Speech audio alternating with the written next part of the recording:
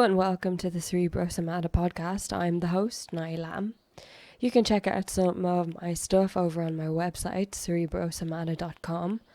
I'm primarily interested in topics of psychology, Eastern philosophy, and the mind-body relationship. So that includes Buddhism, Taoism, yoga, and all that good stuff. In this episode, I have a conversation with Jake Pinnick. Jake is a Taoist Kung Fu coach in Wudang, China, which is the birthplace of Taoism, where he has been living, both training and teaching, for about 10 years. So Jake was trained in the traditional way in the first and only ever 5-year training program taught by Master Yuan Xiu Gang. Here we talk about the Taoist philosophy and lifestyle and how it compares to other schools of Eastern thought. We talk about his training experience in Wudang, and we talk a bit about keeping the balance in daily life. So I hope you enjoy the conversation, and don't forget, if you do like the video or subscribe to the channel so you can be notified when I upload new episodes of the podcast. And there are some really, really interesting ones coming, so if you are interested in this kind of stuff and in the topics that I mentioned, stay in touch.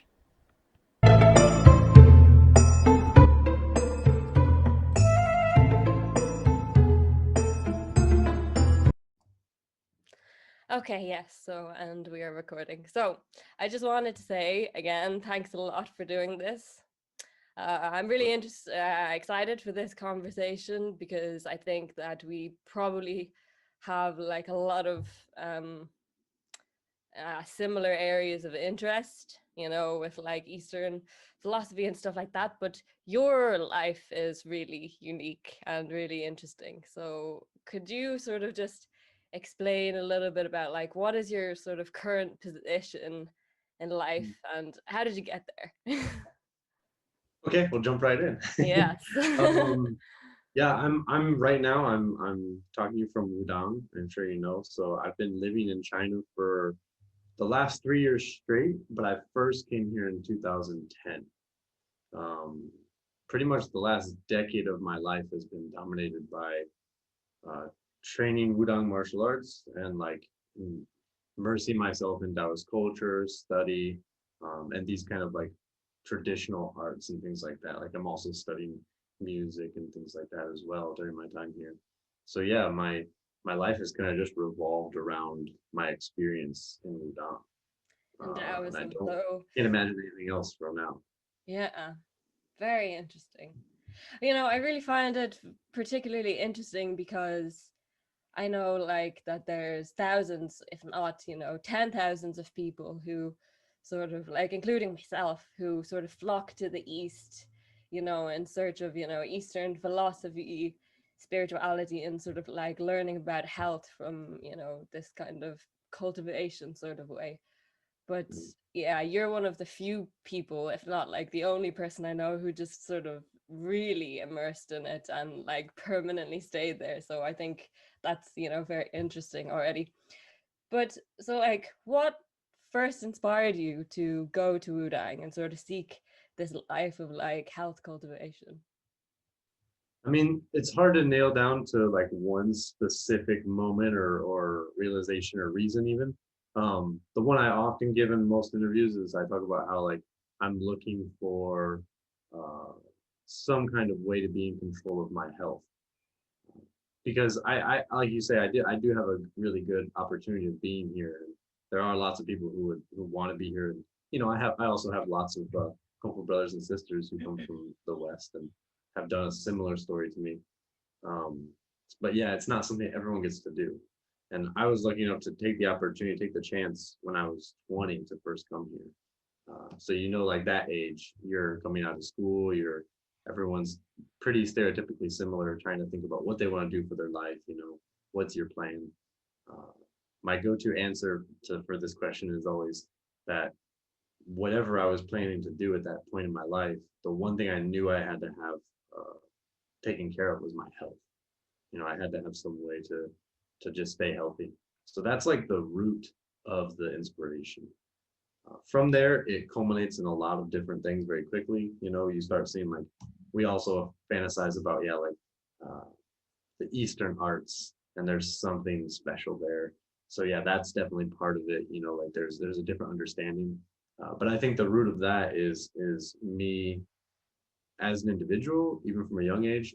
I'm very interested. I'm sure you can relate of just like challenging yourself, challenge your own worldview and perspective, like getting yourself out of your comfort zone and like trying something and just seeing if your beliefs and your like way of thinking can hold up, or if Yeah. there's something better, right? Interesting. And so, like, before you came to Wudang, because you said like that your sort of main motivation was, to get control over your health. And so, before you went to Wudang, were you a particularly healthy person? Like, did you exercise? And where did the sort of pre-existing interest in the East specifically come from? Because I mean, there's a lot of different ways, right, that you could have potentially done the same thing, but why this? Well, that's exactly it. That's what helped me narrow down because yeah, I'm not particularly like unhealthy before I came here. I'm from the Midwest in the States, so like dead center, small farming community. But in that area, there's quite a lot of things. So I mentioned the philosophy, like challenging my worldview, but also like I relate that to like diet and not just like religious or belief system, but also just like your lifestyle.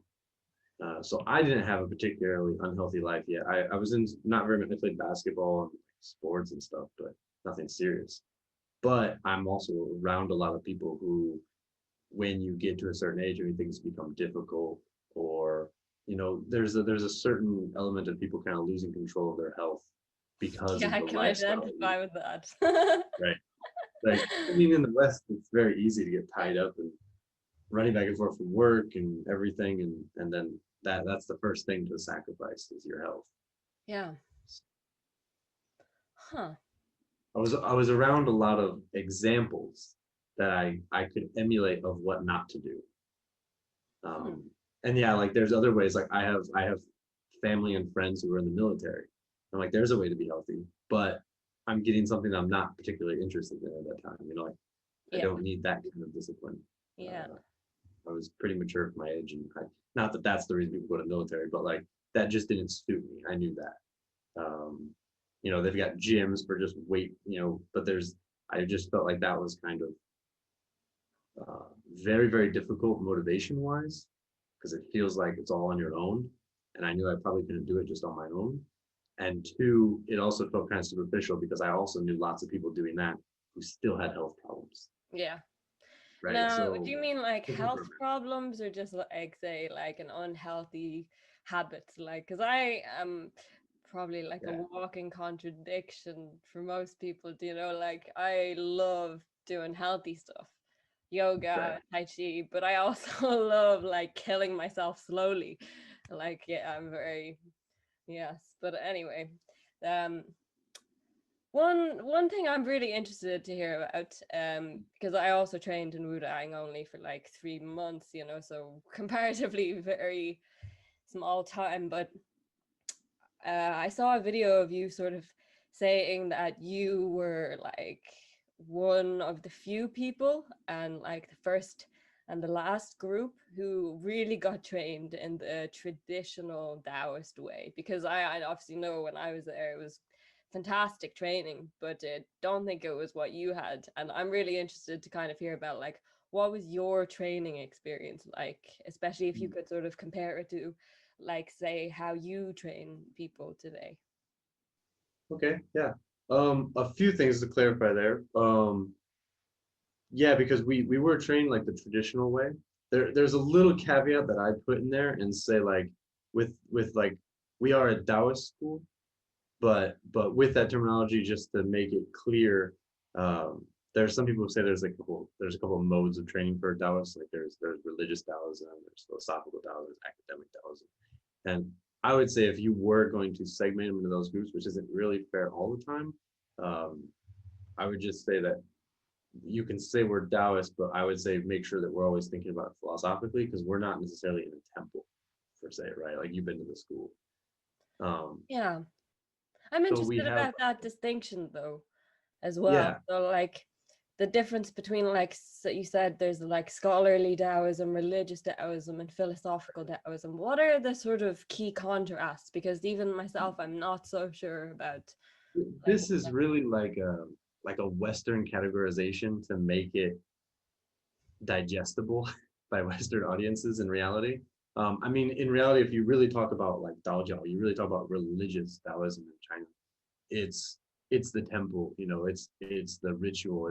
There's still a religion built around it. But the interesting thing is that the Taoist religion, in some sense, I'm speaking this from my perspective as well, is just that it's contradictory to a sense to where like there's interesting parts of the religion where there's pantheons of gods and they have the same kind of ritual church, not necessarily like Western church, but similar like prayer and things like this yeah. ritual throughout the year. Most of it can be traced back to natural origins still, but Sorry, most of it can be traced back to. like natural origins. So Oh, like okay. you have like folk goddesses, like gods and Oh, deities. yes. Okay. So they're local customs that eventually get popular enough that they become national or they become global. Ah, Or, like there's a lot of influence of Taoism, modern Taoism by Buddhism, of course, like from back in the I don't I once heard like a sort of analogical sort of description of Taoism as like 70% Buddhism, uh, like 10% Confucianism. I don't know if those are the right numbers. I'm sort of close enough, I think. yeah, But so 70% Buddhism, 10% Confucianism, and then 20% of its own just, evolution, So that's something I always was like quite drawn to about Taoism, was like out of all of the things, I think all of the different sort of schools of, I don't know, philosophy or thought in the world that you could sort of conceptualize as a religion, it seemed like to me Taoism was the only one that seemed like quite open to saying, okay, well, if I find this is better than this, I'll take a little bit of this. And it almost had a sort of scientific approach of not just being so rigid, but have like a willingness to kind of learn from other schools. Would you say that's true, or? definitely. Taoism is often described as being eclectic. It's exactly that. Like it's very, very much based in uh, accepting influence in some ways from other parts, Mm, and that's part of the history. That's part of the political history of Taoism as well. Like often being found as like advisors to the state and things like that. So you do definitely get a lot of that like absorption and influence. And Confucianism is often seen as like the backbone of Chinese culture, like the ritual etiquette part.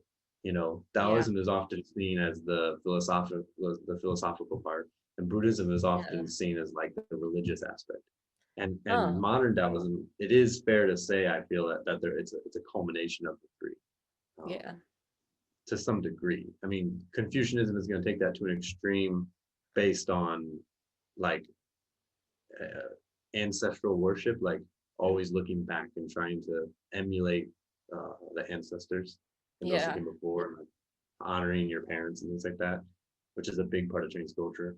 Mm. Taoism is always a little bit anarchist, Yes, politically yeah, I've speaking. heard that. I've heard that A term little for, bit, a yeah, little bit. Like true Taoism is like maybe not necessarily go live in the mud, but pretty much like there's no yeah, reason to go to a different city, just stay home, live your life. Um, yeah. that kind of detached from society.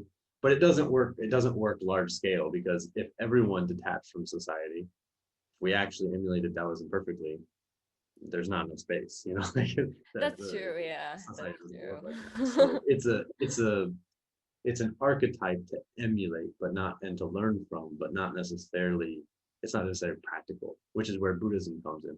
Buddhism is much more practical. It has a religious structure to it that Taoism emulated, so that Taoism didn't die out. Because when Buddhism came, it was very, very well, like, just structured. It was very well put together to where followers had some feedback, basically. Yeah, Like Taoism was never like an organized religion until Buddhism kind of yeah.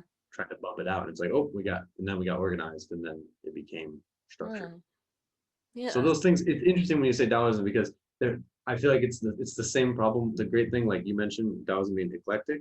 is it's the first phrase of the Tao Te Ching.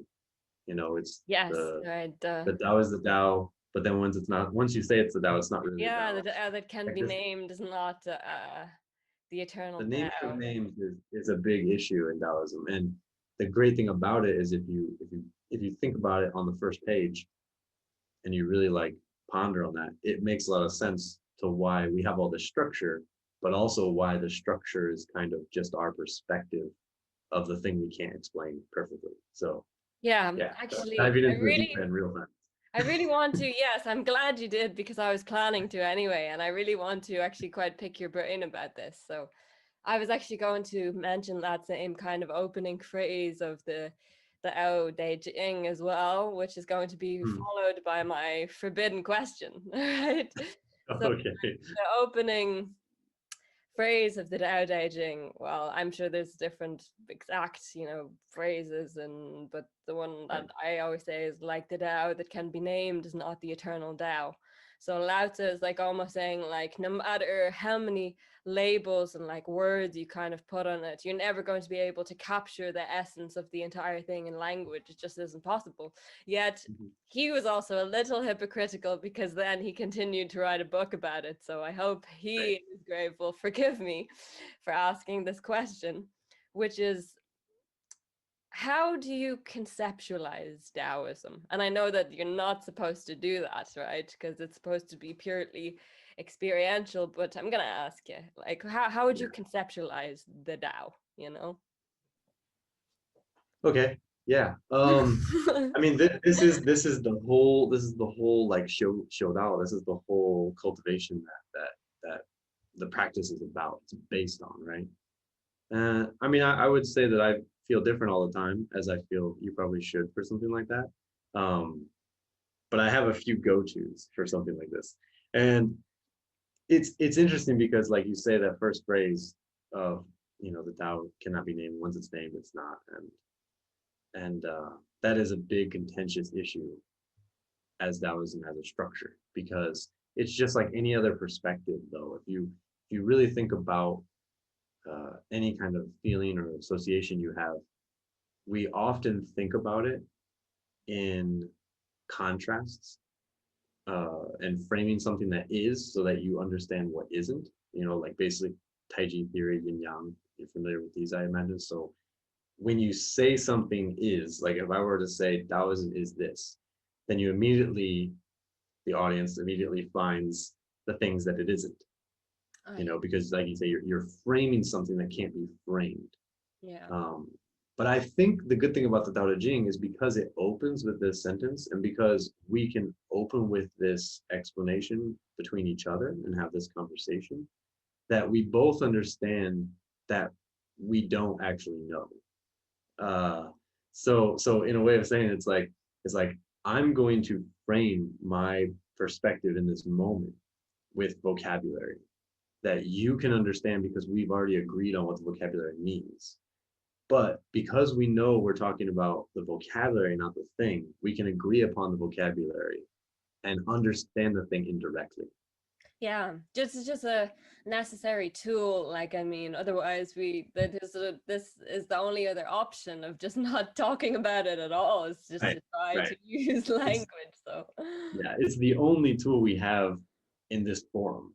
yeah. There's many, many other ways that it's experienced though, right? Like so oftentimes what we do with like you just take the Dao Jing as the biggest example is, and the Zhuangzi, I would say even more so, is that it is allegory, story, metaphor, and parable. Uh, and it's all imagery, right? Mm. Because those are things that we can experience. It's easier to explain an experience than it is to explain the details of. Does that make sense? Makes a lot of sense. Yeah, it makes a lot of sense to me. I know that there are a lot of people who it wouldn't make a lot of sense to, I'm always Because trying. we've agreed upon. you Yeah. know. It's like I'm always trying to, because, this is, I mean, it's only a very small percentage of the people I know who have kind of been similar to me in the sense that I'm just Mm, gonna go to India or go to China or just right. meditate for like a long time. So trying to explain the experience to people, it's like, they maybe listen and they appreciate the fact that you have had some, you know, phenomenal subjective experience, but they don't know because they're always just trying to use, like you said, their own language, their own rationale to figure out what does that mean for what I know. Right. And especially for the Western world, and now we are so science focused and so analytical and so intellectual, that's like all we really know how to do is sort of to describe things, and on like an intellectual basis. That's how we measure understanding, I think, is like intellectualization. But I'm always trying to tell people, like, there's another type of knowledge which, it's experiential only. It's like you don't get it unless you do it. There you can't, there's no secret key of you know translating into intellectual terms. It's like, so yeah, very interesting. Yeah, it's definitely a tricky subject because it's one of those things like how do you say, the more you try to study ignorance, the more it evades you. It's like the more you try to understand something. You ever heard that one? I really like that one. The more you try to understand ignorance, the more it evades you. And it's an interesting idea because like, you can't really grasp it the more you study. And it's one of those counterintuitive things to where like uh I had this one quote from is it from the Tao Te Ching? Yeah, it's from the Tao Te Ching. I can't remember which chapter off the top of my head, but it's basically paraphrasing. It says that um, those who those who want to understand, or those who gather knowledge, continue to like learn new things every day, and those who want to like gather or kind of achieve Tao, or however you would want to put that in English, whoever wants to reach towards the Tao like loses knowledge every day. Oh yes, now when you put it this way, I have heard it. I think I heard Alan Watts say it. Are you familiar with Alan Watts? Yeah, I'm familiar. I have a bunch of stuff I need to go through. I haven't gone through it all yet. Yeah, I remember him saying something. It was like the scholar learns something every day. The man of Tao unlearns something every day. That's Yeah. amazing. That's amazing. And it's really good, but it's one of those things that if you're not within the circle of vocabulary of that phrase, it Yeah. sounds it sounds to some people sinister. It sounds to some Jumbo. people negligent. It sounds to some people ignorant. Like it has a certain like quality to different people. And it's meant different things to me at different points in my life. Like I can say that too. Like rereading the Tao Te Ching now as opposed to 8 years ago was different, is Mm, different. yeah. And so it's not to say that like the Tao is like only achieved by certain people, you know, like experience based or not. It's just to say that there are many, many ways. Yeah. And like I know people back home in the States who don't really have anything to do with Taoism or Eastern religion, culture, spirituality, anything. And they're more Taoist than some of the monks I bump into. Like just because of the way they conduct themselves, the way that they move through life Yeah. is Like a music. more in touch with nature, more in touch, maybe not just with like physical nature, but like their nature in society. Like the easiest path, the most like beneficial way to conduct themselves that promotes the most growth is how they conduct themselves. And that to me is more Taoist in some respects, uh, than what a lot of people perceive as being Taoism. Because Yeah. it tends to be the new trendy thing too. Like there's Yeah. that as well. Yes. Well, Taoism still is not super trendy, but I think soon it will be. It's like kind It's of like it's it's yoga. it's What? right there. Yeah, it's coming. I'm hoping that it develops in the right way to where like it can go the tourist side and become like a flashy thing that people wear on t-shirts like Nirvana or something like that. But it can also be something that's like really, really beneficial and like promoting not just like Chinese culture, but like the way people can conduct themselves and be in harmony in society and with themselves, with their Yeah. family, however. Yeah, I do think like Taoism really does have something very fundamental to sort of teach everybody. It's just like being yourself and just being a natural being or something. I don't know, but Well, you look at the place it comes from, and like it's a like not overpopulated, but just densely populated area, and like the issues are very similar. I'd say nowadays we definitely have a better chance to have, like you say, more sicknesses that we maybe never had before. I think that's fair to say on some levels, because we now have like longer, better, healthier, more stable lives, to where we have the opportunity, in a weird way of putting it, to have like emotional trauma as opposed to just having physical Yeah. imperfect. Like we're blessed with like better lives, better quality of like living. Everything is much more standardized, to where now these like before, Taoist issues were only for the literati, for the for the high end elite in society. They were the ones who read, they were the ones who write, they were the ones who Oh, study interesting. Yeah, I never stars. thought about that. So if you think about it like that, and then you think about like where it comes from a densely populated area. So these cultural and like, this is a little bit my perspective, I think too, but I think it's historically pretty well represented, is that these ways of living within a society, like that's the first part of the Tao, right? Tao and De. Those Yeah. are the two books of Tao Te Ching. And the first one is like what the Tao is. The second one is how to align yourself with Tao, and that's by having the virtue. And what does that all talk about? It talks about how to conduct yourself in a society, like how to go to war, how not to go to war, Yeah. you know, how to Yeah, have 'cause that would come a from mostly Confucianism, right? Because like Confucianism was largely about conducting yourself in society. So I feel like that part is maybe from Confucius. right. What do you think? Well, Confucianism and Taoism kind of have like old beef. They've kind of got like I didn't. uh, there's some interesting things in there, because like those are the two initial, like there's a really great I would recommend it. It's Edward Slingerland, I think is how you say his last name, and he has a book called Trying Not to Try, Hmm. and it's about, hold on a moment. Yeah. It's about like the aspect of Wu Wei, or Oh yeah. like acting Can you without just action, like explain what Wu effortless. Wei is, just so for Right. So Wu Wei is the aspect of like we're saying, like moving with the Tao, like having effortless action. Sometimes it's translated many different ways. It literally means like no action, or like non-act. Like Wu is the character for yeah. none, but it's kind of like void, like nothing of nothing. So it's the nothing that predates nothing in a way, Yes. and so it becomes like non-action. But it doesn't mean not doing anything. Like some people are Mm, like, oh, just go with the flow. It's not yeah, really go with the flow. It's more like be the flow.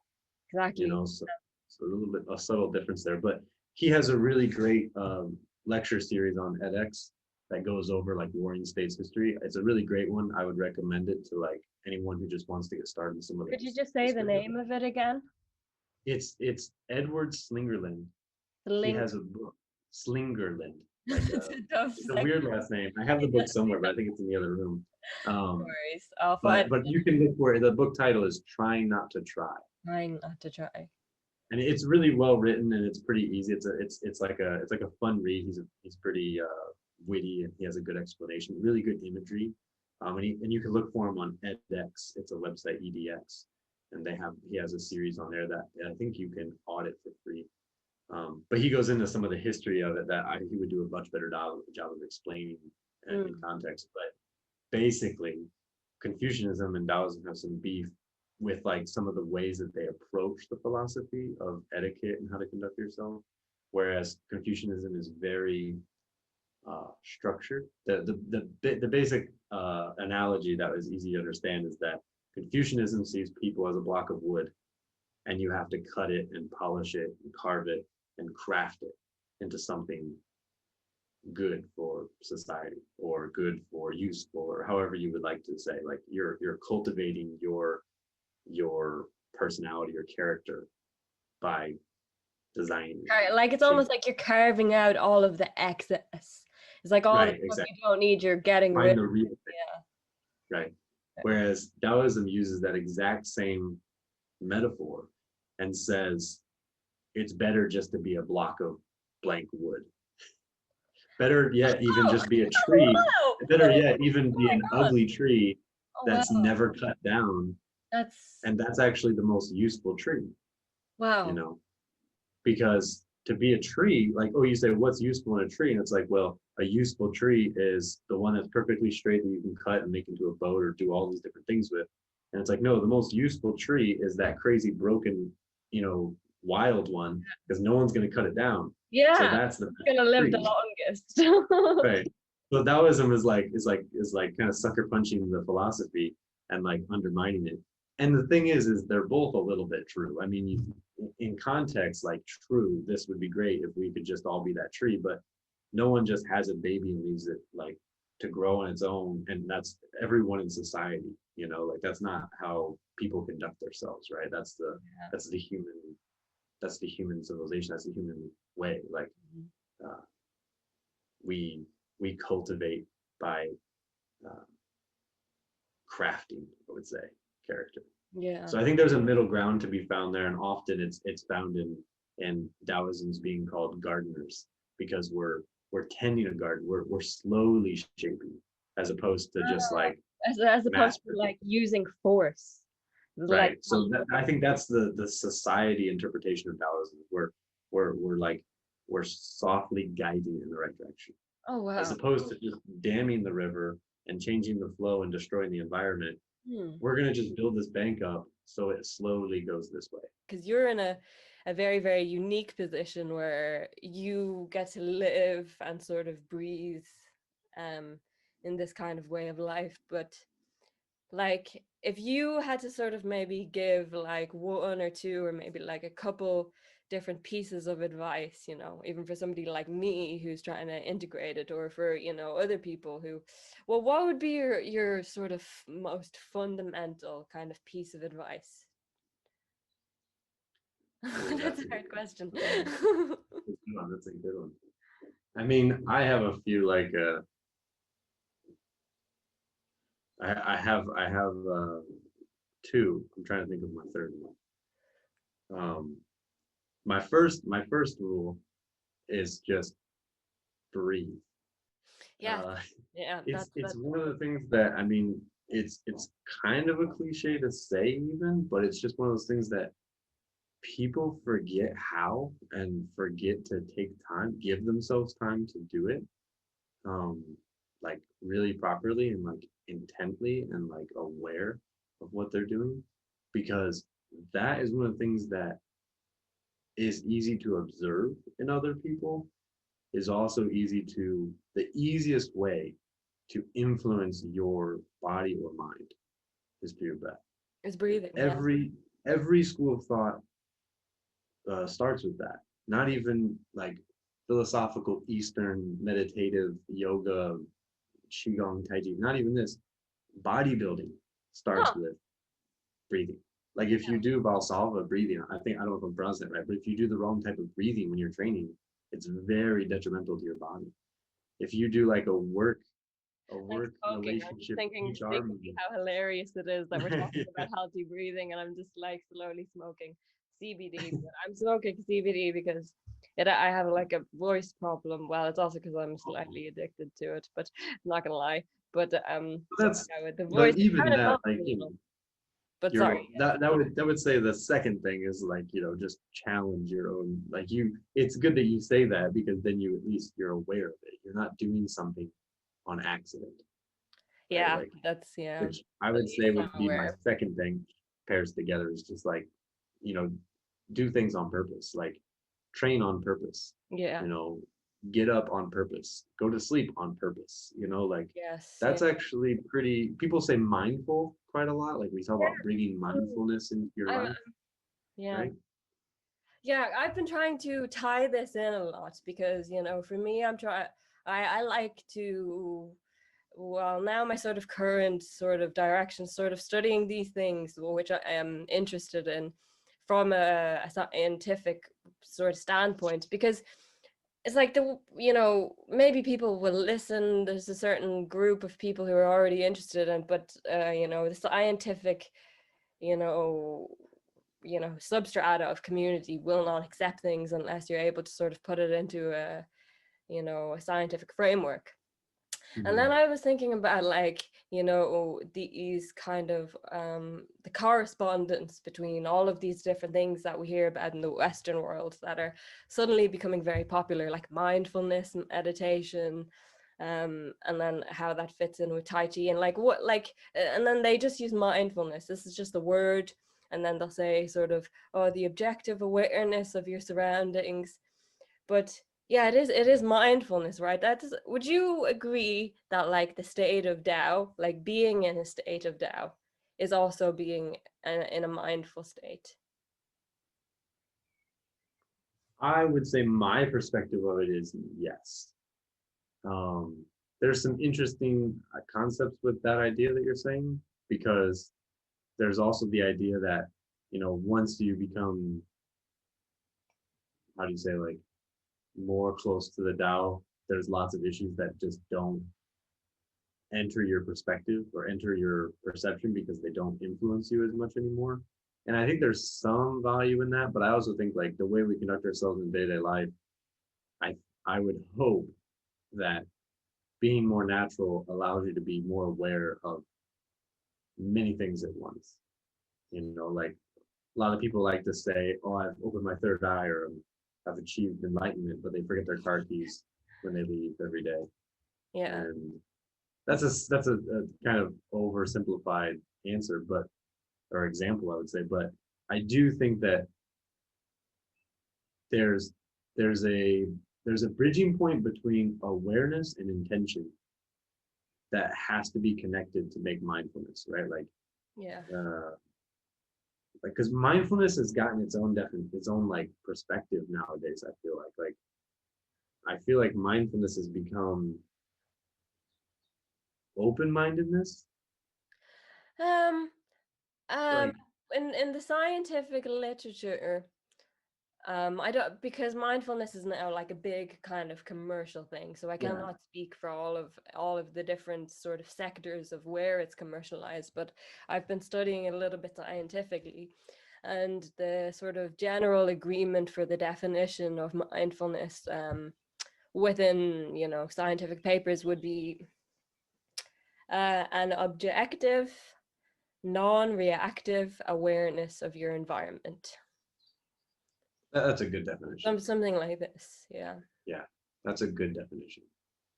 But I'd say, and then follow it up with intentive reaction eventually, like having that moment of observation, and then being able to like consciously like negotiate, not necessarily negotiate, but mediate what to choose.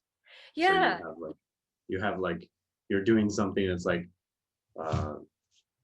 someone reacted badly to you at work or something like that, and you can take a moment to not react to it and be like, realize that, oh, this is a bad day for that person because they don't normally do that, or potentially this could be the issue, and it's not worth getting involved in to a gut reaction, right?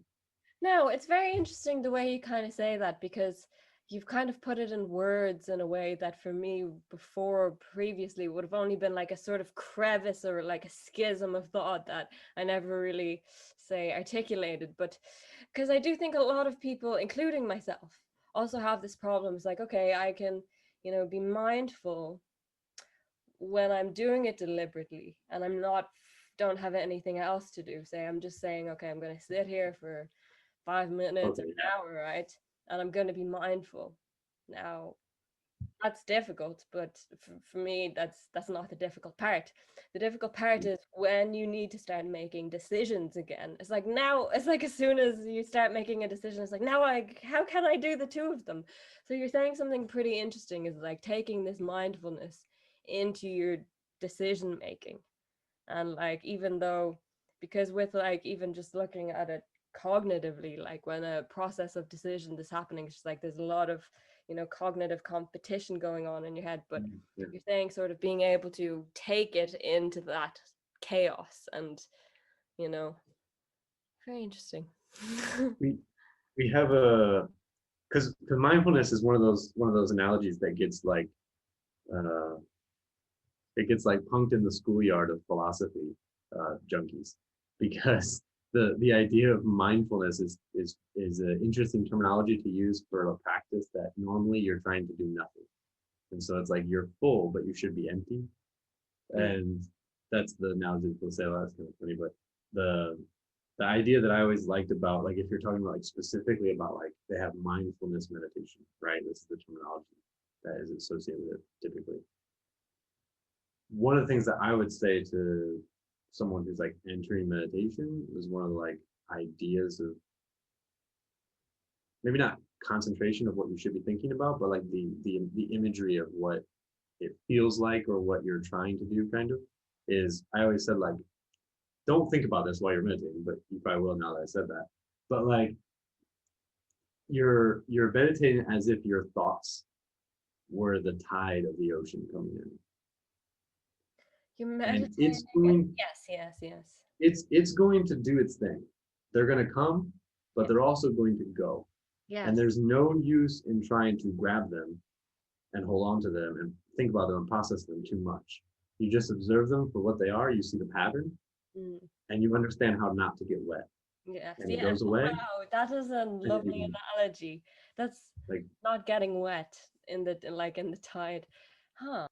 But I think that's a pretty good analogy, just because it's the best one I've come up with, because it gives you the idea of like you can just let things come and go. Yeah. And, you're going to have thoughts, you're going to have things, but you don't need to react to it. If you're not like running with the tide and coming back out with it every time, then you're okay. Like it's much more relaxing of an imagery. Yeah. Have you ever heard of Vipassana meditation?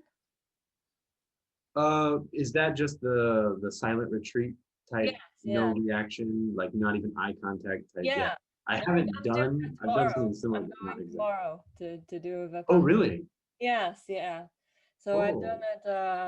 I've done the long 10-day ones. This would be the third one if I minus the first one I tried, which I ran away from after 2 days because it was too difficult. I was very young, but yeah, it's like they have the same philosophy.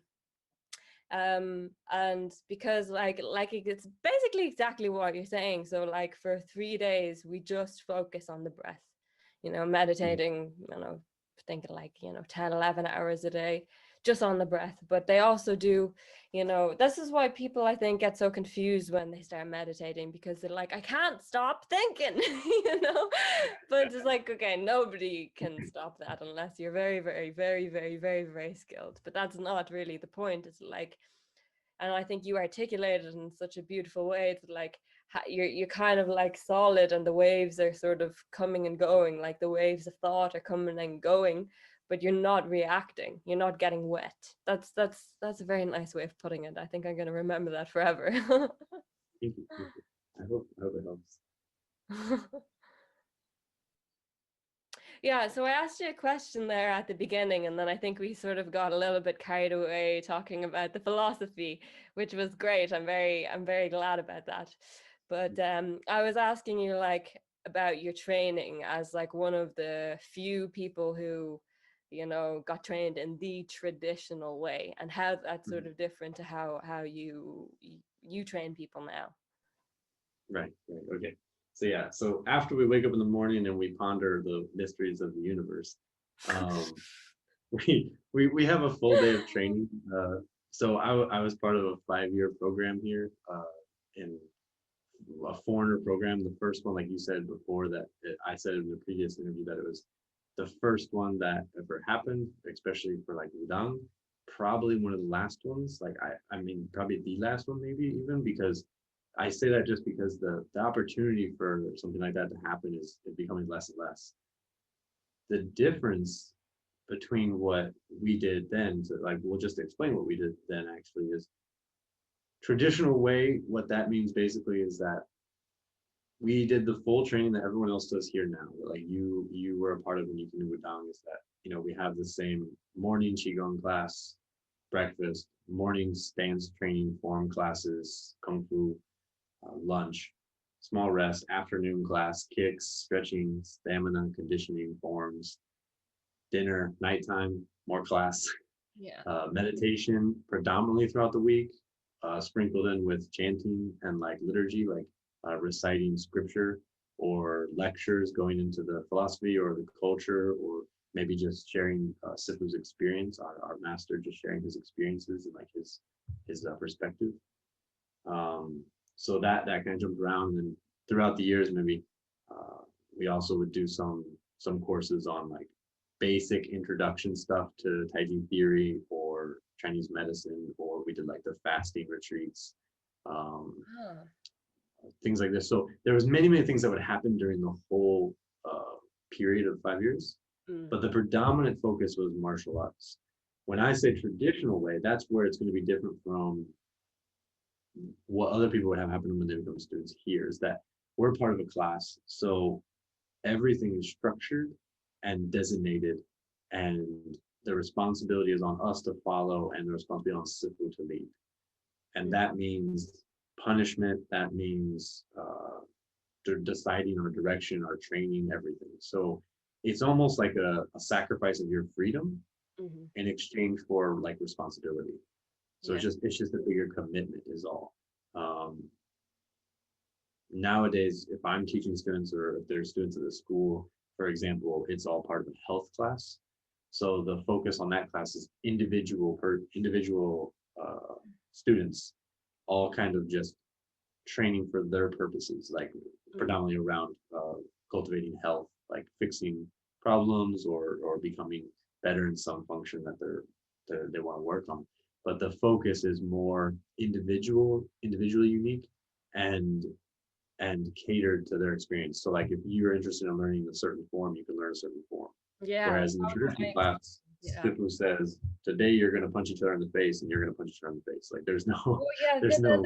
that's the kind of thing I'm sort of interested in, is like you mentioned, like the sort of the kind of punishment aspect. So it really was, Right. and like very old school. It's like when Yeah, that would be a better way. Yeah. think about that, it's like maybe it's like they can think about it in such a way when they think about like ancient martial arts and how the master punishes the student. But you experienced that, and what was that like being punished? Like was the punishment like physical punishment? Was it very painful? Like what was it like? What was it? How was it? So for our class, we did sign like a contract when we first signed up for the class. Like if we get in trouble, we give away permission to like cane us and like to hit us with sticks and stuff. Wow. And we actually did sign a contract. Like my parents signed it and everything before I came. And they're Wow, like, "Are your you sure?" parents signed it? Oh yeah. Wow. And Sifu was like, it's the first time he ever made a contract. He told us after we came here, because he's like, Chinese students come here and that's assumed. If the kids are bad, you beat them. That's just assumed. But because Western students, he wanted to be like extra, like clear. Hey, I might beat these people, like, and Crazy. but in all honesty, when we came here, like, you're gonna fly halfway around the world and go to a place that you might not speak the language to follow somebody for years.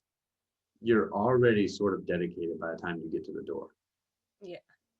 So in all honesty, like I was beaten, but only a handful of times. It wasn't like a daily occurrence. And what would be the things that would lead you to be beaten? Like what were the punishable behaviors? The most clear one was like we got punished just a couple times for like not meeting goals, like stretching goals or flexibility goals or training forms or things like that. More often that's the tool to motivate people who are unmotivated to train. So it would be more like punishment for being late, punishment for stepping out of line, disrespecting the school or the teachers, or simply even conducting yourself poorly in class, things like that. But those things happen relatively like rare. There are instances of them. I'm not particularly that type of person, so I didn't really get in trouble for those kind of things. I got beaten for the not meeting goals, and most of our torture became it became more like it was physical for things that were just difficult, like endurance training or like conditioning training or things that weren't really punishments because we knew they were going to make us better. But while we were doing them, we were staring like death at whoever was teaching us, like, like, because everyone's just angry. Like, oh, we have to run for another 30 minutes. Oh, okay. We have to do frog jumps for another hour. Okay. Like, just more like mental, emotional, not trauma, but like, struggle, suffering. Yeah.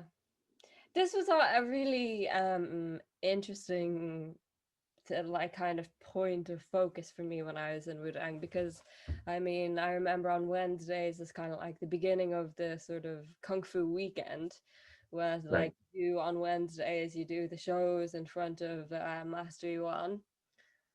Great guy, by the way, I have to say. Like I'm usually very critical of like, just for my own sort of protection of like people around me who claim, well, I know he doesn't even claim that at all, but like going to India, say for example, I think, when you have this openness to learn about, you also have to be critical and be sort of, skeptical of people. And I found like in India there were a lot of like disingenuous people, like gurus saying that like, follow me, I will teach. But the master in the school, I felt like, was just such a genuine guy. He wasn't looking for anything from you whatsoever. It's like, and just a very normal, honest guy who just happens to be extraordinarily skilled. And I remember having a conversation with him about it, because I was sort of questioning him about like, why do you punish the young students when they don't do stuff? And obviously kind of before like, as somebody who was sort of, hit a little bit as a child from my parents, I didn't really like it. And then my sort of view of thinking, I was like, well, I wouldn't do that to my kids, like. But then he explained it to me in a way that I hadn't ever thought about before, because usually when you think about parents hitting their children, it's often because, they become so angry with their children, and then the way that they're hitting them is like in anger. So it's not Right. even teaching them a lesson, it's like more their own reactivity. And he sort of explained it in a way like, he's like, well, I'm not angry when I'm hurting them, it's not doing it for the benefit of me. It's like, it's because it makes them learn. He's like, I've been doing it for years, they're doing something that, they probably even wish they could do better, and I just do this little bit of punishment and then they do it better. He says it works, and I'm not angry when I do it. It isn't like I'm like, it's not abuse, it's different. Right. That's why when I spoke to him about that, I really learned that there is a difference between, punishing your children and like abusing your children. Oh, definitely. Yeah. This is a big talking point at the school quite often too. Yeah. I've heard all of Sifu's lectures. I've heard all the things he says Yes, I'm about sure those. you have. It Yeah. comes up a lot because it's a common question, especially when new people come to the school or people are asking about like the difference between the classes, and it's exactly that. Like, that's the responsibility portion of being a master, is that Yeah. he, he's not hitting you because he wants to. Mm, He's hitting you because he wants you to be better. mm, And more often than not, when it's a punishment type thing, when it's like training, when he's punishing you by training, then he's making you improve. You just hate it, because you don't want to do the hard training. yeah. But when it's punishment, like beating or something like that, like guiding back into line, then most often the student knows they were wrong, right? It's not something that's like random, like Sifu doesn't just walk down and beat It's kids not for sadistic. Like there's nothing right, sadistic about it. It's actually quite right, lovely. exactly. It's like, Yeah, it's a funny way of it, but yeah, that's really it. Like, it's just a different way of looking at it, yeah. because you tell people all the nice things all the time, and sometimes, you know, there's a really great, I think there's an analogy of this in the drums as well, but sometimes you have to use the stick and people remember it better, and then they change, and different tools. Yeah. Finding the right time is the most important part, though. How do you mean finding the right time? Like, I mean, like Sifu's doing it in the right context. He's Oh doing yeah, it in the yeah. right, he's doing it the right way. It's not him like waiting months later and then being like, why can't you do this good? And then beat them then. He's doing it along the way in a way. So, there's a structure to it. There's a purpose behind it. It's guided with intent. There's a purpose. Yeah. And he's doing it because the one thing I remember him talking about too is that he's doing it because he cares. Because if he wasn't punishing the students, it means he's not watching. It means he's not paying attention. It means he's not helping at all. Yeah. And I think that's pretty true too. Like there's a difference between negligent punishment and responsibility. Like there's a difference there. I agree. But so you were trained in like the traditional way, and it was like a 5-year program. What was it that made the master want to do that in the first place? And then what was it that made him decide to stop doing it after you? Like why? So like what was the kind of logic or reason behind those transitions? Right. I mean, the bullet points are a few things to where before a lot of these practices weren't open to everybody. And because of the history, like specifically the Cultural Revolution in China, a lot of the arts, a lot of practices were lost. Yeah. Right? Yeah. So the grandmaster, my grandmaster, so Sifu, he was kind of entrusted with the job of like going around and like collecting the Wudang masters again after the Cultural Revolution in the early 90s or like late 80s. And so during the Cultural Revolution, what happened to them? Did they all just kind of dissipate? They all. The way I understand it is, like most of the mountain was closed down. There was only a few monks that stayed, and from like the Dragon Gate lineage and things like this, and many of them kind of like left the mountain or went to other places, or I think some went to Taiwan, like different places like this. And afterwards, when there was like the revival and they're trying to kind of get things back, Zheng Long, the Grandmaster, was sent out on like the mission of like go and meet these people from Wudang where they went, if they still know where they are, and invite them back. Offer them to come back to the temple. Let them know that they can continue their practice, and if they don't come back, then learn what they would learn what they will teach you and bring it back. Right. And so there's many that Taoism forms. There's a few that came back. And so then things were kind of revived from there. So then you look at Sifu, Master Yuan, coming in later, like, during this process, as everything's kind of growing again, the mountain is starting to have its first disciples again. It's starting to have its first classes again, right? It's starting to be open once again. There's a lot of like, when Sifu was training, he became like higher level, like in the class, he was like the eldest in his class. And so he was put on like a performance team that like traveled around China and also went to Singapore and Taiwan and like performed and like shared some of the culture and talked about Wudang and like, doing this kind of like broadcast basically. And if you look at it in that light, it makes a lot of sense because then when Sifu came back and was able to open his school and start his like headquarters in Wudang at the bottom of the mountain, then the idea very, very quickly jumps to there was a few foreigners who wanted to train, and it's like we can open this up to the world, not just to Wudang.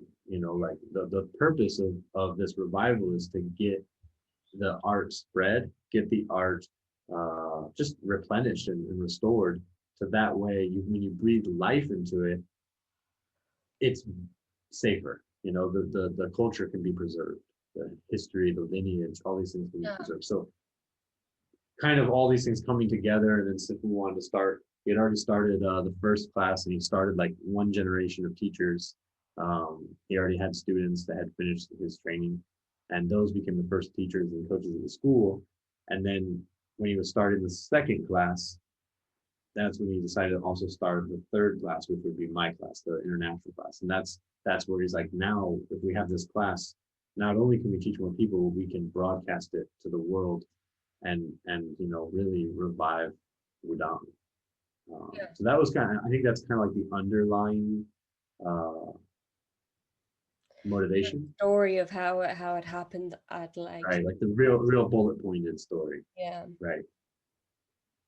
And And then why it's the why last, yeah. yeah, why it's the last one, I think, is just because, like I said earlier, it was just one of those things that worked out so well at the time. You think if it worked out well, you would do it again. It's like if something works, Well, well, you're like, oh, I let's should, do I that should, again. But right, what I should clarify that, because what I mean by worked out well is that there were people who signed up oh and yeah, there were how people who many were were there? able to dedicate. All in all, we graduated with 13, but I think if everyone That's a who joined, superstitious number. I think if everyone who would have joined would have stayed in, I think there would have been close to 30. I think we counted before, it was like 26 or 28. I'm not exactly sure, but almost half graduated, which is, I think, a pretty good number by Yeah, the for a standard of, 5-year program that is hard, yeah, where you're like being punished for not performing. There's 13 hard ass people, including yourself, right? That's a for especially coming from like a Western background where, comparatively, I think people are quite soft, like I don't see, I thought, I was wondering if maybe it was because the master thought like, oh, maybe Western people can't handle this, or they're not conditioned for this type of, learning. Because I remember like just training, and I'll never forget this because of how much I couldn't help it, but how embarrassed I was afterwards, and so ashamed. Like it was just, but I couldn't help it. I was like doing the horse dance or something, and Gao was my teacher, and I think it was the horse dance, and I think he was like coming over and like sort of like disciplining me, like lower and stuff, and I started giggling or something, as I just do. I'm just a very giggly person. And then he like whacked me, and then I didn't even, there was not even like a millisecond of response in between, but just out of pure knee-jerk reaction, I was like, oh, and I whacked him back on the arm. He like whacked me, and I was like, oh, and I whacked him, and his face just, his face just totally changed. Like he was so angry with me, and I realized what I'd done, and like where I was, and how weird that must have been for him. But I think he right. forgave me anyway in the end. But Yeah, like just yeah, thinking you know, I about was that, looking like, pretty good. yeah, I always thought maybe it was because Western people just weren't maybe conditioned for it. I mean, not so much. I mean, Sith was even said that, like the he said that our class can take a lot more punishment than the traditional class kids, Huh. and he said that with a purpose, because I don't, like, we never got pushed as intense as the kids did, because our class was like, I was the youngest one. I was the second youngest one at 20 years old when I started here, 21 when I joined the class, and it's like uh, the traditional classes here, they're 12, 14, they're kids when they start the program. Yeah, So that's so true. they get disciplined much more intensely than we do. Like they get lectured every day. They've got to do lots of stuff. Like we don't need that kind of discipline. We don't need that kind of overprotection, because we're pretty mature when we get And here. also you're there voluntarily, I think. Right. That's a Like huge we're one, not sent right? there by our parents. Right. Yeah, There's like how that. does that happen? I was always like a little curious about where the traditional students kind of came from. Are they just like it's like orphans almost? Or it's like their parents sort of send them Mm, away, kind of? it depends on the specific person, but I think like there's a couple general uh stories that get repeated here. Like I interviewed a lot of coaches a long time ago and tried to get some origin stories, and a lot of them had similar stories where it's just like, oh, I wasn't very academic and my parents didn't want me to just go to school and waste my time, so they sent me here to discipline me, or I was a bad kid, or I some more often really liked martial arts, but also maybe paired with they weren't really interested in school, so they get sent here. And some parents, like there are a few cases of like orphanages or parents kind of like at a loss for what to do, and the school helps out. Like there are instances of that, but it's not the norm. I'd say the most basic is a combination of interest and and lack of other opportunity. That tends to be more common before. Nowadays, though, like from probably the fourth or fifth class, like the second or third one after our class, I think from there, most of them now are just like legitimately super interested in martial arts, and their parents have like they have a good state like quality of life. They have like money, they have resources. They're like, well, if you want to go do that, here's a place you can go do that. And it's more like now I feel like more of the kids they want to be here than back when we were training. Like it's changed a little, but there are still some of that like you're here as boarding school type feel to it too. Huh. And I saw like I think it was you anyway. It was like a young white guy in a ponytail. And actually, this is a video that I saw even before I came to Wudang. So then it's like crazy, like linking it up. I think that's you now. It's like they have like a plank over you and like stand. Is that like it's like hard qigong or something? It's like you're lying on the ground. Is that you, by the way? Yeah, I've shared that photo a few times. It's probably my photo. Yeah, it's probably me. What's going on there? That's like That was just a fun day in the temple. just No, we were training, and we used to just do like uh, a massive amount of sit-ups every day, and probably wasn't useful at a certain point, but it was just like the conditioning of it. And then there was all this lumber from the reconstruction of the temple that they're working on, and Sifu had a piece, and he's like, okay, we're gonna test and see if you guys are actually training. And so he like put the plank on top of us and like made you sit there, and then you see all the people standing on it, and then you count how many people you can get standing on it before like you have to give up. And then oh he's wow, like, it's like that's crazy. I remember saying he was like, if we can get 8 people on somebody, then we can go get the car and drive the car over you.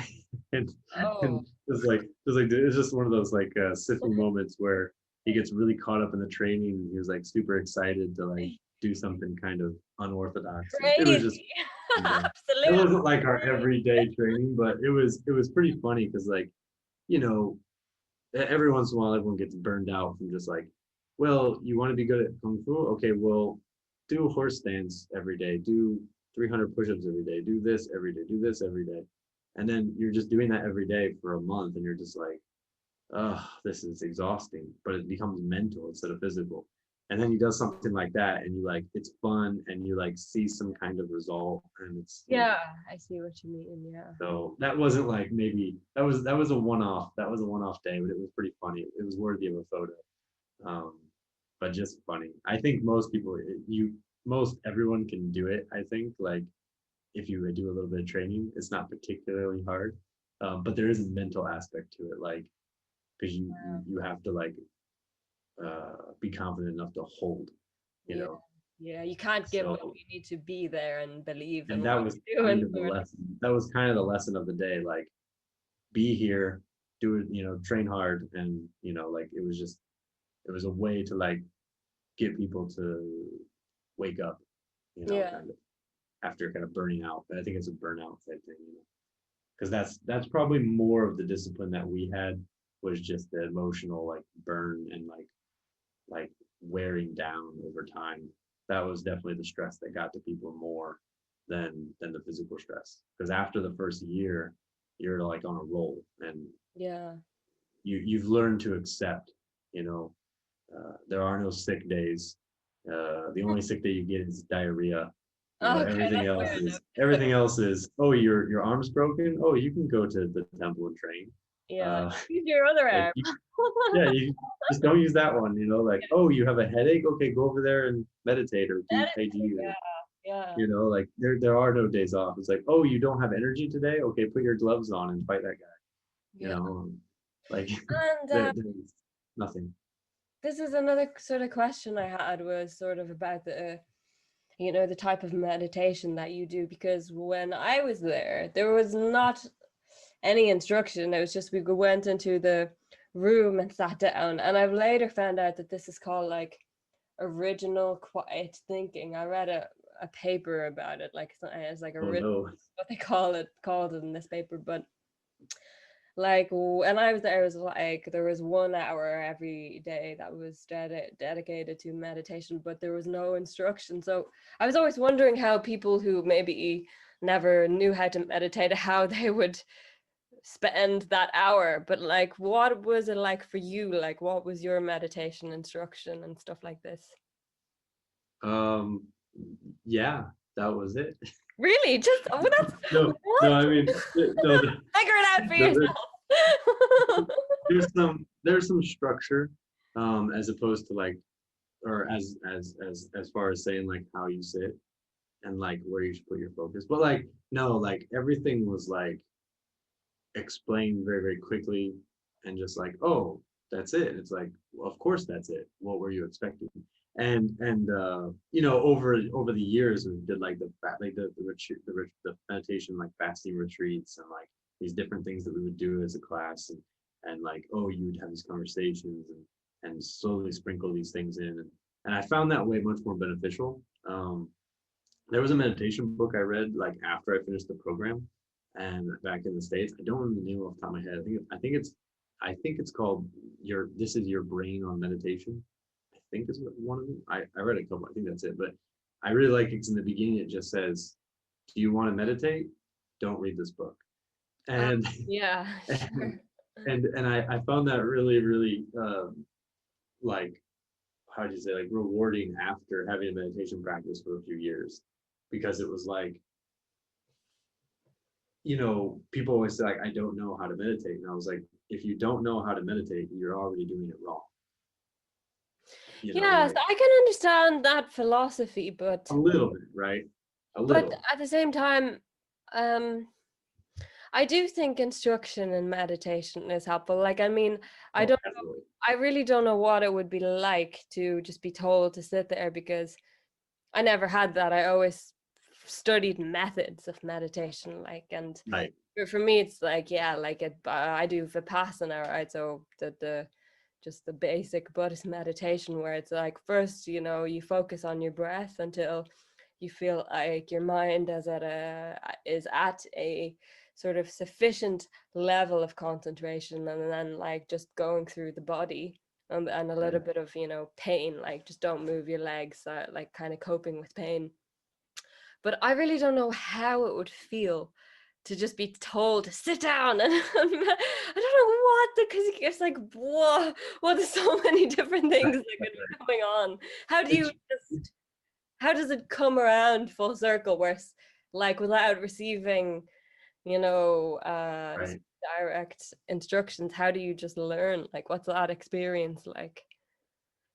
Well, I I resonate with that kind of teaching, like what we did here. And what I mean by that kind of teaching is lack of, for that specific practice, for meditation specifically. And I say that because like I listened to Sifu talking about it once. I was like a fly on the wall from talking to someone, and he was talking in Chinese, and he said he's never answered as many questions about meditation as he does with Western students. Mm-hmm. He says Western students love to ask about meditation. He says, I don't know. He said he lived in the temple for so many years, and no one ever asked a question about meditation. Like no one ever asked the master questions about meditation. Crazy. Everyone just, and it was, and he laughs, laughs like this laugh. And he's like it's the most unbelievable thing in the world that Western people have asked him questions about meditation. And I always love that imagery, because it's like the most simple moment in my mind. Um, but it's, to me, I resonate with that teaching. It's one of the things that I feel like made me stay here, because it's one of those things, like exactly like talking, it's the closest we get to like a Tao type idea, where we're like a embodiment of that concept, is that Mm. every version, like someone, for example, I can give you a cheesy example. Everyone comes here to ask me this question or a version of something about meditation, because it's it's like, oh, okay, you're the one here and you can explain it maybe a little bit easier, so let me ask you. And I do get this one a lot. And when they ask me like, is it this or this or this or what, you know, method, I What just is wait. it? What is it? And then I just say yes. Oh. because I feel like that's kind of the idea. Is it's just, you know, if someone asks how to meditate, the only answer I've How do I ever really meditate? given Yes. is sit down, be quiet, Hmm. something else. Like the Yeah, the because it's yeah. hard to express. Like I can give you a method, but the problem with the method is you will confuse the method for the practice. Mm. You know, like anything I tell you, like I love the Inception quote, like uh, don't think about elephants. So meditation is like a really funny thing because it's like, okay, what I want you to do is think about your breathing, and they're like, whoa, whoa, whoa, how do I breathe? Like, because now I forgot how to breathe, you know. And it's like one of those, it's a paradox, and it's the whole idea of, it's back to Wu Wei, it's back to these aspects. Like when you explain it, you get farther from it, and Yeah. you have to, it's better to never know. Is it better to never know and accidentally do it right, like, which happens a lot, like beginner's luck, you Yeah, know. but you might have to go through a fire of suffering before you suddenly have the feeling, oh, I'm meditating, especially if you've never done it before. And then I feel like Right. maybe like that's a very interesting thing that is like it's predominantly like Western people who, ask about these kind of meditation questions, am I doing it right? It's like, think about your breathing. How do I breathe? Like how long? How long do I inhale? How long do I exhale? How long do I pause in between? Should it be more natural or be more like and I feel like that's just like uh, a sort of very clear manifestation of how in the Western world how filled we are with self-doubt. It's like, am I doing it right? Like we're just so doubtful, and then like we think that the way to solve these kind of doubts is just by analyzing it deeper and deeper and deeper and deeper. And usually like this sort of way of thinking is kind of like promoted in the sort of scientific world, whereas like this is the whole different thing about like Taoism and Eastern spirituality. Is like you really have to, if you want it, you actually have to be the opposite. Right. It's such a very No, interesting duality. that's exactly it. Like, and the interesting thing is all this stuff is said, like all this stuff is listed. Like the thing you just said, you almost use the exact phrasing from the Tao Te Ching. Like if you want something to be straight, you have to bend it first. Hmm. You know, like if you want something to be rigid, you have to bend it. You have to break it first. You know, like Hmm. tempering the soul. Hmm. So everything is like that, and meditation is a really hard aspect to talk about because it's just, there's so many variables, Hmm. and and I like the approach of trial by fire, where it's just, this is all the information you're going to get, and then you're going to have a feeling maybe the first time, but then you're going to second guess yourself the second time, be like, was Yeah. that right? Was this Yeah. that's not, and then You're going now you like start now ultimate you start practice. conclusion. Yeah. Right now you start the practice, because Mm. those are the layers. But for example, like another analogy would be like, would you rather learn from the person who just lived in the temple their whole life, was born there, raised there, and lived there, and never experienced the trial, we can say, of society, and just thought life was easy, and like, why can't you do this? It's so easy to be enlightened. It's so easy to be an enlightened sage. It's so easy to be one with the universe because I live in the temple every day, and Mm. I just garden and wash my clothes by hand and go to sleep. And you come to learn from this person. Would you rather learn from him, or maybe there's another master at the temple who left the temple and ran away and Yeah. did a bunch of crazy stuff and realized later that there was a better way, and he came back to the temple and like realigned himself with the Tao, we can say. Yeah. You would probably resonate with the sage guy first.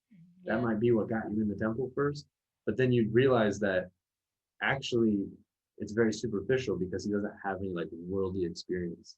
So Yeah. you go to the other guy because you can relate more to that story. And Yeah. so it's kind of the same thing. Like if you're meditating, if you go out in the mountain in like next to a river on a cloudy day, okay, you're probably gonna have a good meditation. Mm, But that's not as applicable mm. when you're in a city during rush hour. Yeah, You see what I'm saying? Like, I really see what you're saying. Well, this like really draws a lot of parallels with Buddhism, because in Buddhism they have, you know, these two types of bodhisattvas. Like a bodhisattva is, you know, the word for an enlightened being, and how they have like the one bodhisattva who kind of goes away into a cave or up a mountain and kind of, you know, lets go of like kind of all worldly claims and says, I'm gonna, you know, seek after my enlightenment this way, just isolated from everything else, kind of, you know. But then there's also, you know, the household bodhisattva who still, you know, pursues like enlightenment and the sort of enlightened way of living, but they're also able to integrate it into their normal life. And I feel like that's much more difficult. And like you were saying, it's like, who would you prefer to take, you know, your advice from? And then, yeah, that's the big struggle, really, isn't it? Is like trying to integrate these two polar ways of living, you know. You know, even myself, I can really feel this giant conflict in my head which is not yet resolved. Is like, you know, in one way it's like, you know, part of my brain is saying, you know, go after worldly claims, you know, intellectual pursuits, you know, get a nice house, you know, do all of these things. And then there's another part of me, it's like, well, you're never going to be happy if that's just all you do, you know. You also have to have this other thing. And then it's like, part of me wants to be over here, part of me wants to be over here, but the difficult thing is trying to integrate it, you know. It's, yeah, unbelievably difficult. Any advice on this? uh, well, that's the whole story of life. I mean, I do think that, um, like I talk about Taoism as being like an archetype, as being like something to emulate. I do think it's a practical thing to emulate, because I think that it is a way that you can actually achieve it, because all the rules are based in moderation. Mm, Not as far as Buddhism, where it's like you have to do this, you have to do this, you have to do this, or you won't be enlightened. Um, Taoism is more like, no, like you've got to live, just, don't eat too much, mm, don't let your desires control you too much, like the five colors, the five tastes, the five sounds. If you listen, eat, or look at them too much, they'll make you crazy. But mm. it doesn't say not to look at them. It doesn't say not to eat them, That's right? Like what it I love doesn't, about Taoism. it's a little bit more free. Yeah, a little bit more free. Yeah, like the, I suppose the difference between, you know, a huge difference between like a Taoist monk um and a Buddhist monk is that, like, you know, Taoists still get married, you know, they still kind of see them kind of having an occasional beer and even smoking cigarettes, which was quite, you know, a Yeah. shock to me, because I was like, you know, in India, I very, very much, like, as somebody who smoked, you know, at the time, is like, so I felt very like out of place, you know. It's like I don't belong here or something, because it's like I'm me and the one other person. So I was like, I don't. It's like, oh, you don't belong here or something. And in Wudang, it's very like more this feeling is like I wasn't trying to compare myself to anybody else. Like, okay, I've got my own natural balance here, you know, my own genetic code, which I'm, you know, using as a balance. But I found it much more sort of authentic or something in Wudang anyway. Yeah, I feel like you're more likely to not to justify any of those things, because those can still be bad Oh, habits, you but think at so? least at least it's like, yeah, there's no facade over it all the time. Like it's just yeah, that's what it is, Yeah. humans, and yeah, I mean finding the specific harmony for each individual is kind of the idea of Taoism, and that's kind of where it becomes that the only comparison that you can really do is with yourself. Yeah. Yeah. Exactly. Yesterday and Yes. today, Yeah.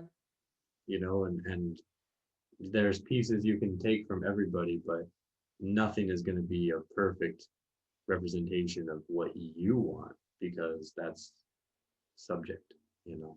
Yeah. So yeah, finding that balance between those two things can be kind of crazy, but I think maybe like you said at the very beginning, is the easier thing to do is to let go, you know.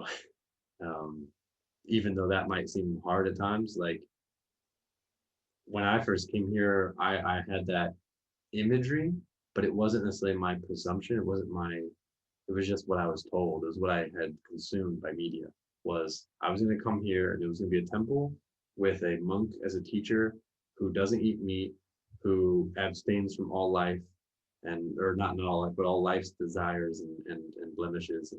And my second day, no, my first day, was it my first day? I showed up when a student was leaving the school. And so I got invited to their like going away. And I ended up, Sifu was invited, and we went down to the river, like behind the school, to like hang out and like, I don't know, swim. It was really hot.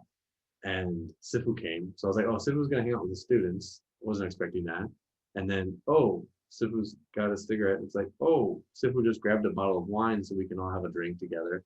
And like, oh, he just bought a duck because we're gonna eat duck. And then, oh, we made a fire by the river, and then I helped make the fire so they could make coffee.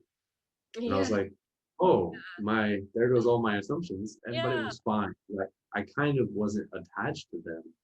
Even then, I was just like, that's all I knew. So I knew that was subject to change when I came here, but it was like a splash of cold water. I was like, oh yeah, I don't need to believe everything I've seen before. Like, this Yeah. is the real world.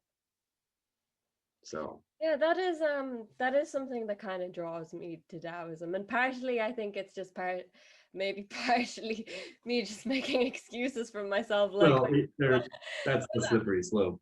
no, but I think I've already been down the slippery slope. That time is well gone and past, and now it's all just about, it's like everybody sort of has their own balance or something. And while not making like excuses and still trying to be disciplined and still to be healthy, but still sort of accepting a little bit of leisure in life and a little bit of naturalness or something to it. Does the Sifu still smoke? Because I remember when I was leaving, he was I had also a conversation about this with him, because I was like, I was just as me a smoker and him a smoker, I was very curious to see how he sort of conceptualized it in his mind. And he said, I will never forget this. Like, I was like, so why do you smoke? And he was just like, my mouth wants it. Just a very simple answer. Just my mouth wants it.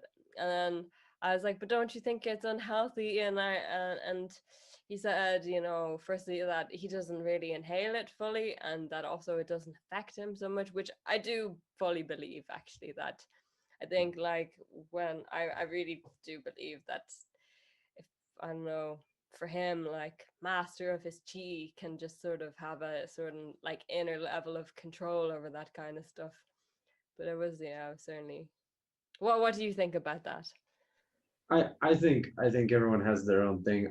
I still don't vibe completely with it, even though I know that's my bias. Um, but like I do think that not necessarily you have some better tolerance for it because you train. I don't know if that's a real thing, but I do think that there's a sensitivity, you know. And with the culture here, he is being truthful that Chinese don't inhale mostly when they smoke. It's a really funny habit. They smoke cigarettes like Strange. cigars. And it's like a puffing thing. Huh. And like little pencils, and they're tiny. And that's not a justification or excuse, but it's Smoking is it's just one of those things that like everyone's gonna have their thing, and trying to decipher if it's a justification, an excuse, or a legitimate reason is just like not something I dedicate mind space to anymore. Like, I think he probably has a better sensitivity to it, and he also can quit when he wants to, because I've seen him do it for long periods of time. The problem is the culture here with that, is that like offering cigarettes is still very much part of the culture. and it's become part of the etiquette for Oh, modern society. Like when there's business deals, when there's like all this stuff happening with uh like with the government officials and stuff like that, it's still like I still get offered cigarettes like at least once a week, hmm. if and more if I'm doing things with people. Yeah, smoking is huge in China, right? And it's one of those things that like I get offered a cigarette and then I tell them I don't smoke. They're like, well, just take one. And I'm like, I don't actually smoke. And they're like, yeah, but you can have one. Like it's still just the idea of like they want me to take it Yeah, because it's like it's a transaction. It's the thing. I still don't take it, but I can see where it's like eventually people say, well, I'll take it and I'll put it on me and then it'll be like I took it, and it's like a culture thing. And then eventually it becomes pressured into smoking, and then it just becomes like I'll just do this when I'm with people, you know, and yeah, you know, very I quickly it mean, can do that. So yeah. I've just always abstained, and I can get away with it because I'm Western, you yeah, know. That's cool. That's cool. Eventually they're like, oh, you don't smoke, and they're like, oh, that's really good, and then they light their cigarette. Yeah. And It is it's true. like, Like, yeah, you're totally right there. There's no real justification for smoking other than the fact that it's horrendously addictive. And right, there is that issue, you know, but yeah, I go both ways. Depends on the day, time of day, asking. yeah.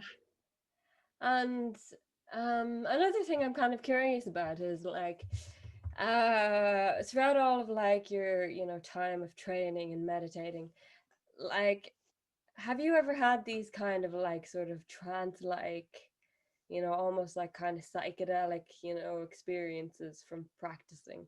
I'm a pretty like low key practitioner. I imagine, to where like the sensations that keep me motivated to train aren't dependent on these kind of large reactionary moments. And let me define that a moment real quick too, because what I mean is that I feel like sometimes your practice is a result of exactly what you need, and sometimes that can take the form of some kind of experience that seems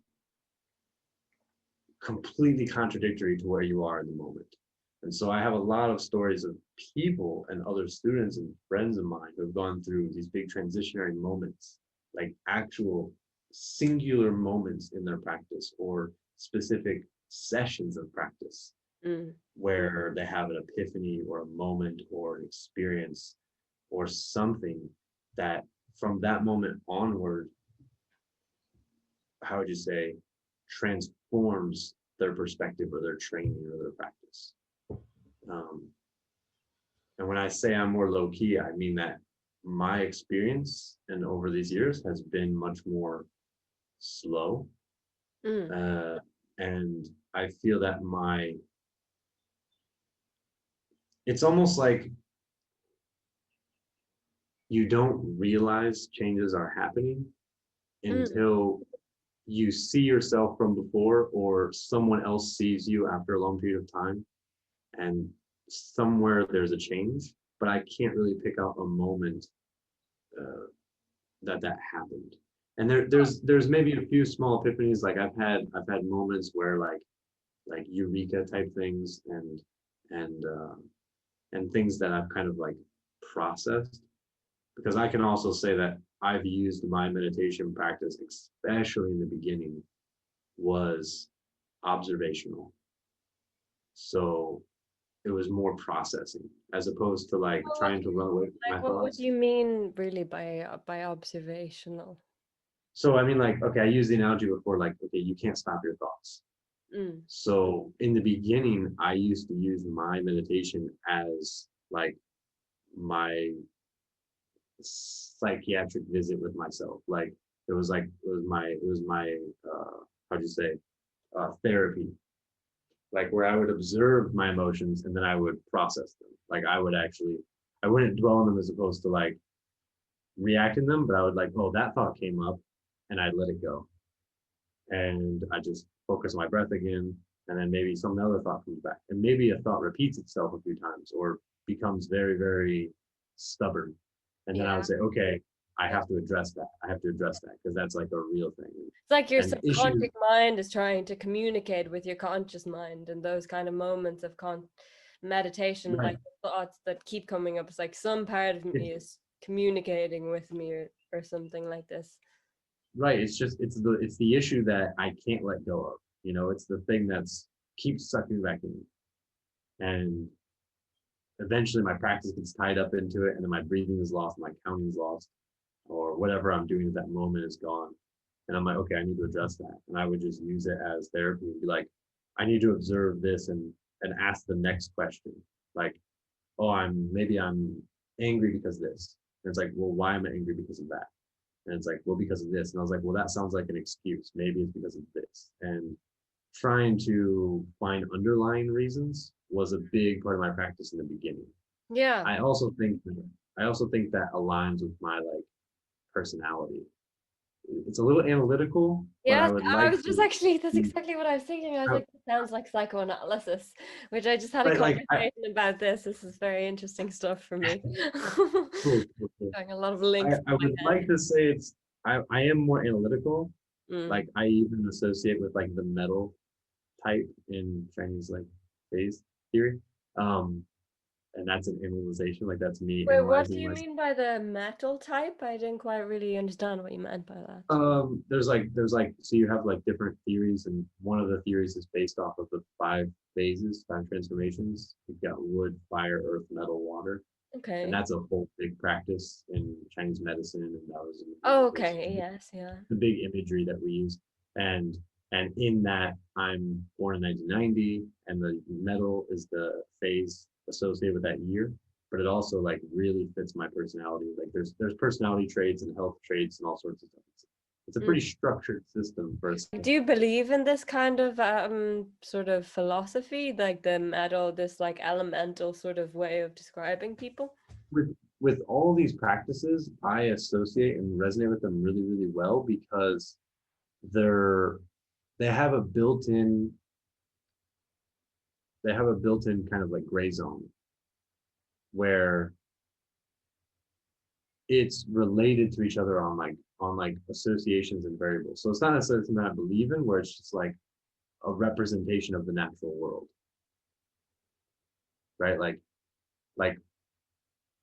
we have generation cycle. Okay, so easy example is like wood goes to fire, goes to earth, goes to metal, goes to water, goes to wood. And so it's just wood burns, which turns to ash, which condenses to metal, which filters water out because water can't sit in stone, and then water feeds wood. So That's it's almost just a a cycle. scientific way of, wow, I don't know And a lot about the elements and scientific, but it sounds kind of like a sort of, yeah, natural sort of evolution of like the elements changing or something. exactly, it's a transformation generative cycle, but there's also cycles of retaliation. So like fire can also retaliate onto water and exhaust it. Water can also break through stone. Stone can also like make the earth barren. You know, the earth can also dam up or like smother fire. You know, they all have relationships. And so the system is analytical, but it's based on variables, which are based on relationships with other variables. So it's a more comprehensive system as opposed to just isolating one piece. This is the problem with language, is that we isolate one piece. When we're talking about, how did we get here from what we were talking about? But God knows anyway. when we're talking about like meditation, right? Like I'm saying meditation and I'm saying this, but you're hearing the version of that you think I'm saying, and there's, you know what I mean? There's lots Oh of yeah, language barriers, yeah. right. So the language is like one piece of it, but it's a piece of it. Whereas like if I tell you, if you learn the vocabulary for like fire, when you hear fire, you hear the element, you hear the relationships with fire. You know fire's hot, but you know there's no substance. You know it'll burn water, but you know if there's a little fire, you can also cook something.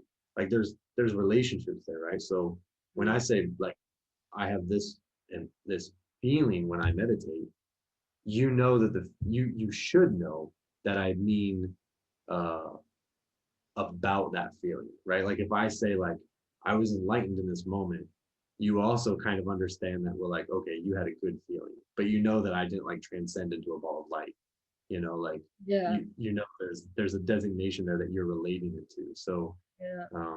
I feel like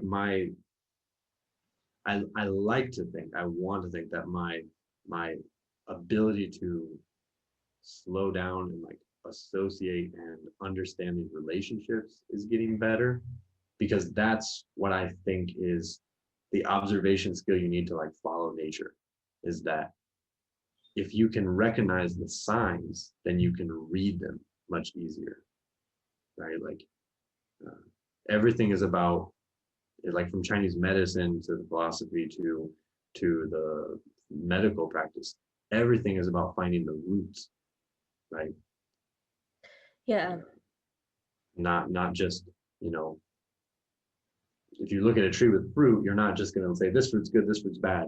You're going to say, oh, the roots are not well taken care of. Yeah, that's very interesting because even just the previous podcast that I did, I was speaking with a friend of mine who is also, she's like a researcher in the field of like psychedelic medicine. So she's doing Oh, masters in psychology and psychedelic medicine, and then we were kind of talking about like modern psychology, like cognitive behavioral therapy would be sort of like the main very popular one because it is very kind of effective for treating people who are, say, behaving and reacting abnormally to their external environment. But we were talking about how it's all very kind of, well, maybe I'm wrong, but you could sort of describe it as like surface based, because what it's doing is it's like more focusing in on the symptoms, on like the behavioral manifestations, and trying to just change the behavior. It's like working from the inside out. Whereas, we were saying like meditation, and then there's this other thing that like called depth psychology, which is more about plucking the root of the problem, you know interesting, all of these parallels that for me it's like linking in my head with all of these strange the parallels. parallels are where to go. Focus on the similarities, not the differences. Yeah. And that's all it is. Yeah. Yeah. And what was the coronavirus kind of like during well, I know in China it must be so different than it is here, because in the West Definitely. we've been locked down for like basically over a year already. But like, what was it like? Because obviously, so it was said to sort of start in the Hubei province. So what was that like in Wudang? Yeah, this has been I feel like I wonder when I'll ever get out of this conversation. I hope in like a year we're not talking about coronavirus, but unfortunately, yeah, I've had 2027. uh, I've had 2027. a continued conversation about it since Chinese New Year last year, Yeah. when it happened here, because it happened just as we were planning our Chinese New Year party here at the school. The local government called and like was like, hey, uh, make sure you guys just stay close to the school for New Year's. Don't go out too much because there's a virus happening and we don't want people to get sick. And we're like, okay, we're just gonna stay at the school. It's super cold out anyway. And then Chinese New Year, I think the day of, we just got the call and says like, okay, everyone has to quarantine and you can't leave the school. And we're like, oh, okay. And then if you have to go out, you have to wear masks. And then like 2 days later, you hear like the the street washing trucks going down the road and spraying uh, sanitizer all over the streets. Well, And that's a strange place to spray sanitizer. well, I mean, it made a lot of sense at the time because there's so many people on the street all the time. So they're like spraying the walking streets and spraying where people had been. And like they went into overdrive real quick because with a place like, here you have to, because there's just so many people so close together. Um, and there was special attention on the school because we have students from all over China and all over the world, so they wanted to make sure we were safe. And no, it was it was nice. It was really crazy because we just had the conversation every day, all day with the students, like what's happening. Yeah. People are talking to their embassies. It was a wild time, to say the least. It depends on how deep you want to go in that conversation as well, but Not the too gist much. is it didn't change our training too much, except for there was an overlaying stress of like what's happening in the world. But our training was nice because we have our own space, so Yeah. we just like blocked off our area, and if the government came to like check on us and do like a hello, how are you, we made sure we all had masks, like close at hand, so we all had masks underneath, and then we would all pull them up because we all stayed in the school like all the time. Yeah. So we were all pretty safe like at the moment, and it was fairly nice. And we had like grocery adventures where we'd like give our grocery list to one person. Oh yeah. But I mean, yeah, the good thing about here was, as far as it can be said to be good, is that they did really control it in the beginning, and it wasn't control that needed any kind of like reinforcement. It was just like, hey, everyone needs to stay home, and everyone's like, oh, I don't want to, Yeah. and they're like, no, really, stay home, and they're like, okay, fine, and Yeah. everyone stayed home. Yeah. So in the end, we were out of it by summer. I mean, we had a summer camp for people who were quarantined and declared safe. Huh. Yeah. That's crazy. Like, for you, it's essentially over, right? There's no more coronavirus, right? Yeah, I have forgotten my mask in the last like 2 months. I forget to take a mask sometimes. And it's such a weird feeling at this point, like because Wait, we normally even where you are, is it still like mandatory to wear a mask outside or? so like I think I'm trying to think of the timeline now because it's all a blur from last year, but so many people quarantined even well after the fact. Like we were allowed to leave, and like not that we were allowed, but like at any point if we had to go out, we were going to go out, but it was just like highly frowned upon. And masks were only mandatory in like public spaces, Mm. but everyone chose to wear them all the time if you were outside of your home, or not like outside in public spaces, like even walking streets everywhere, and like proper wear, like really good mask quality, everything. And then I think the mandatory thing stopped around, I want to say it was like autumn last year. Oh, autumn of last year?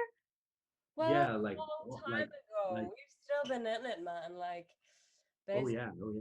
over in Because I Europe. mean, like it was like July, August, and we had the summer camp happening. And I remember when that was happening, I went out to the supermarket, and it was like, this is the first time I've been out, and it's August.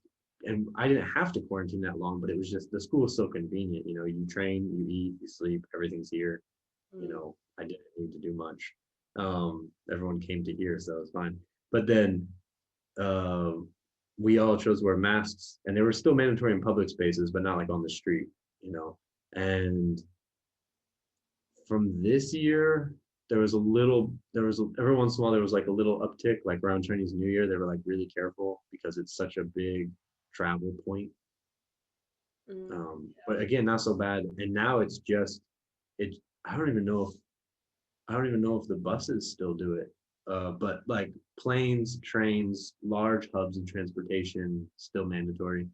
Um, like if I think buses too. Yeah, I got on a bus like a month ago, and It just I goes to forgot. show how much of a quiet life you're living. It's like, yeah, I got on a bus like a month ago. Well, It's well, like, I don't do a illustrates lot. quite It's so well. convenient around here, Yeah. and just recently I have traveled again. Like I've been on flights within China, and like I've been moving around, and it's only been the airports and the major hubs, train station and things like that, and on the buses. But otherwise, like most places, like people have them. Like we take them when we go out, and every once in a while you go to a place and they'll be like, oh, if you could, because we're busy today. But it's not like no one's uh it's not mandatory to like kick you out or anything like that anymore. I And remember we went to the bank and it was like sanitize, mask. You touch the pen, oh, sanitize again. yeah, Um, it's like, oh, now my hands are getting more alcohol than my mouth. yeah, yeah, yeah. But Crazy time, crazy times. do you sort of feel like are you kind of like fully, settled now in China? And like how often do you go home, back to, Illinois? And how do you sort of integrate your kind of, oh well, I wouldn't really call it your new life because it's, you've been there for such a long time, but how do you sort of integrate these two, sort of like your Western and your Eastern life? Do you visit home a lot? Have your family come over to China? I visited home when we did the training course for 5 years. Every year we did have to leave to renew our visa. So Oh, normally we'd have like a holiday break before Chinese New Year, because Chinese New Year they would take off. And so we would take off for Christmas. We get like a week or two and go home and renew visas, see family and come back. Or some people would just go to like Thailand or something, or Hong Kong, just renew a visa and come back too. There was a lot of that. So I returned home over the years.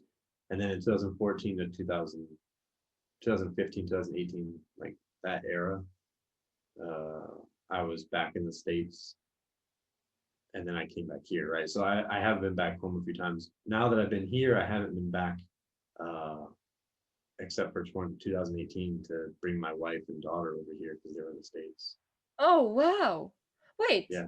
bring your wife and daughter over because, So no, wait, your wife and daughter are Chinese? my wife is Chinese. Yeah. We met here, but my last year of the program, we went back to America and we got married in the States. Then we Oh, came back here and pregnant. And then after we graduated, we returned to the States. So Selena, our daughter, was born in America and she's American citizen, US right. citizen. Then we raised her there for 2 years, Hmm. 2.5 years or so. Then I came back to China, Hmm. and then I came back first. I came back by myself for like most of the year. I returned in November, celebrated Selena's birthday with the family there, and then we all came back together. Hmm. And then we've been here since. And the plan was to go back last year, maybe visit or maybe return home and maybe start doing my school. But with the virus and everything, it was like a very clear indicator that, hey, maybe we should stay a little longer. Hmm. So now we've been here. And the plan now will probably stay for a few more years. Combining the two lives is always difficult. Like even when I was back home, it was difficult to keep up the same lifestyle completely. Hmm. Uh, but that's kind of where like I just try to change my daily practice. Like I did simple things like I would bring my kettle of hot water or tea to work, and everyone would be freaked out. They're like, "Are you drinking alcohol?" Like, "No, I'm drinking hot water." They're like, "What do you mean hot water? Hot Oh. coffee?" No. Or like I would train and I'd do like the Asian squat if I'm going to Oh, work.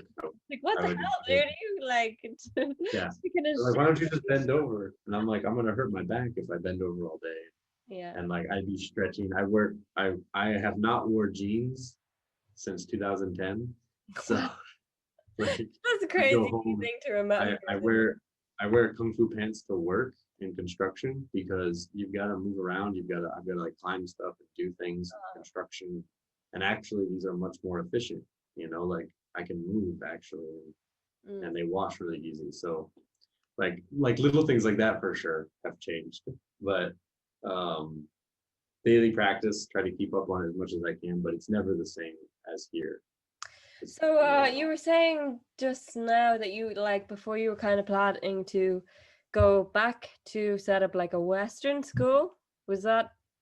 And I like, so are you still planning to do that maybe in a few years? And if you do plan it, like what will be your kind of setup? Like where do you know like where you'll do Right. it, how you'll do it? Do you have any sort of plans for this? I would really like to just like as well as I could copy Wudang and just paste it somewhere in America, like Like a somewhere in a 5-year field where program or the current program where you do like some if I could someday do a 5-year program and have committed legitimate dedicated students, I Mm. would be just and like super excited to do that. I think Stefano would be one of those people. He Yeah, would yeah, love to be one of yeah. your. But 'Cause there will be contracts. There will definitely be contracts. yeah, Um, yeah, no, because even teaching students, like I know what kind of teacher I am and what kind of teacher I want to be. And I know that a lot of that depends on the type of student you have.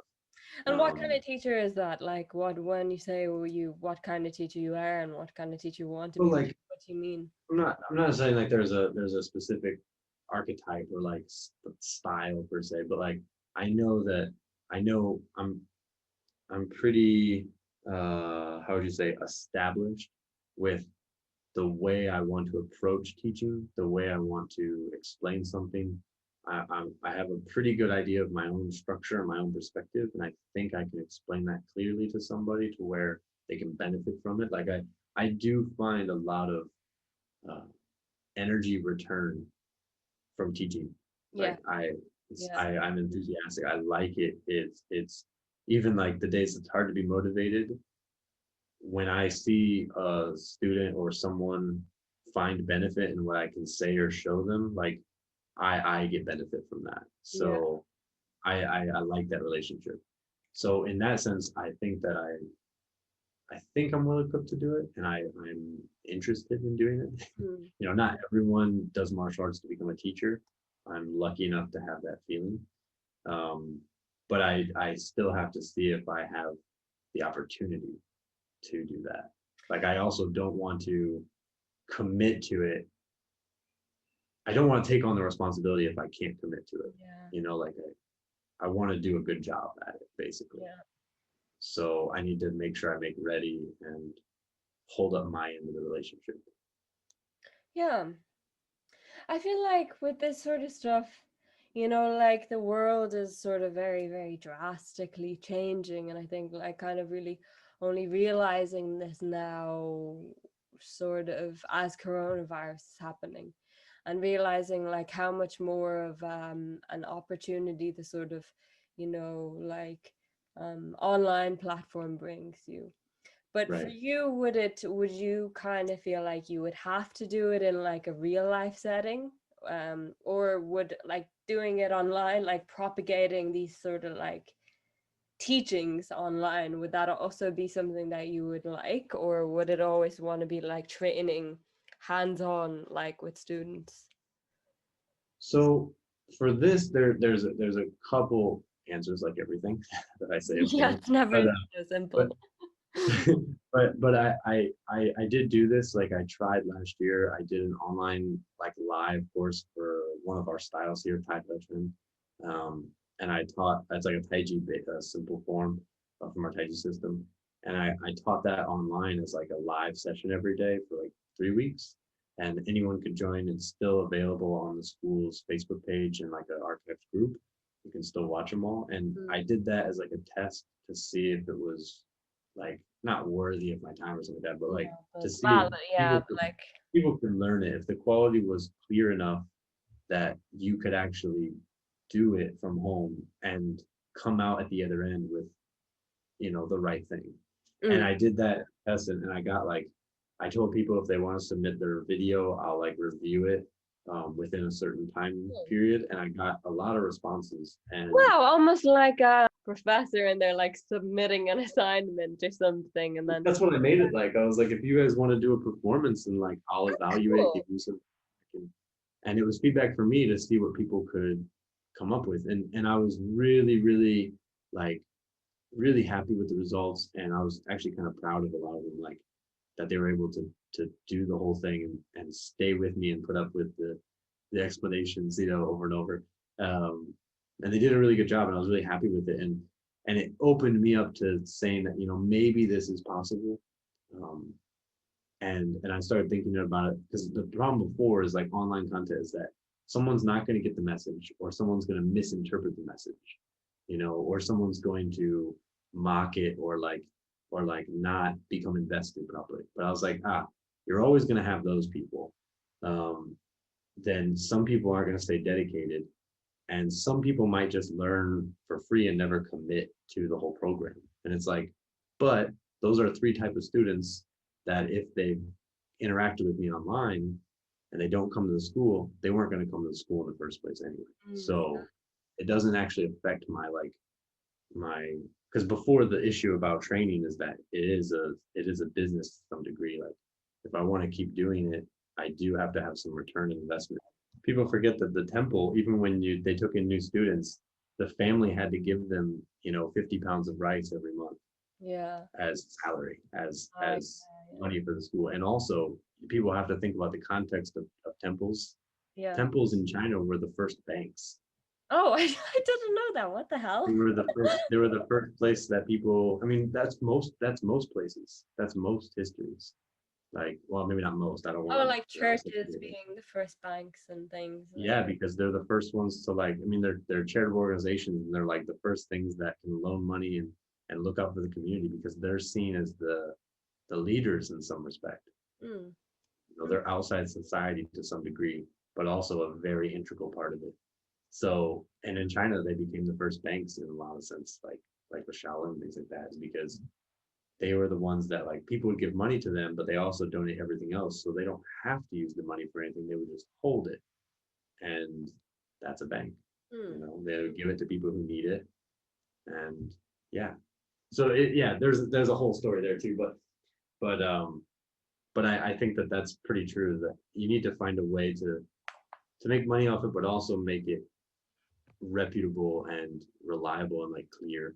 And I've found that better now, and I feel like I can do a degree of it. I still definitely would like to have in-class teaching again and have my own place to have direct teaching, because there is a difference in the online students have already done the legwork. They're already committed. They're already at home training, motivated every day. That's, you can't ask for more from a student. But that's a different type of student than someone you can really teach, because they need teaching. Oh, that's true. There's a hobbyist, and there's difference. So I would like to have that. I have started my own online content. Maybe you've seen I have the ways of Wudang. I have a couple different channels started. One of them, Wudang Way, is dedicated to martial arts instruction, and I have another one based on music instruction, and a third one that I'm wanting to start with more a lecture series and more explanation. That's my try to the kind of philosophy and things like this. Yeah, just explaining different things. Here, basically, all up until last year, the end of last year, when all the foreign students went home, and we don't have any new ones, I had a weekly tea talk. So every week we would have tea and have a conversation like this, actually, maybe about different things. And sometimes just the back and forth, sometimes more of a lecture, things like that. And I wanted to do something like that online. I'm doing part of it online for an inner group of students that I already have. But I want to open that up for more people, and I'm happy to do these kind of things, because I'm also thinking maybe it's starting to catch on and people know who I am a little more, and maybe they're interested, and I think that'd be really cool. So yeah, Wudang Way martial arts, tea time for lectures, and music for music instruction. That's my body, mind, and spirit channels. Okay, so Wudang Way martial arts, the Tita, all the names of your different pages, what are they? Wudang Way martial arts, Tita. Yeah, we're just Wudang Way, tea time, which isn't published yet, and then Wudao music. But it's all under the ways of Wudang. So nice. But that's kind of my framework of how I understand Wudang too. So I'm really into symbolism. Nice. Okay, well, I'm going to link all of those things below. Not that currently I have that many followers. Hopefully that'll change. But again, thank you so much for doing this. I enjoyed this conversation a lot. It's been pretty fun. Yeah. You have good questions. I hope we can do it again as well. Nice.